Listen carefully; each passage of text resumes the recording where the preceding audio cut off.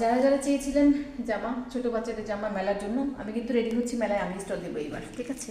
এতদিন অনেক লজ্জা দেখিয়েছি, এখন আর লজ্জা নেই, কারণ এটা খুব ভালো ভালো লেগেছে মেলায় গিয়ে, ঠিক আছে?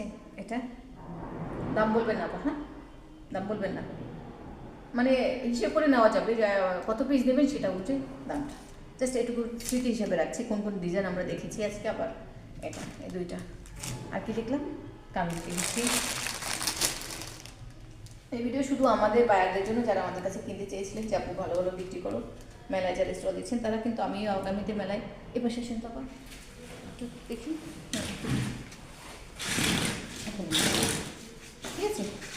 বোঝা যাচ্ছে, ওরা বুঝলেই হলো, তাদের দিচ্ছি ওরা ইঙ্গিতে বুঝে ফেলবে। আর এটা হলো ওড়না, হ্যাঁ ওনায় অল্প কাজ, ওনায় অল্প কাজ যদি চাই তাহলে এটা, ঠিক আছে?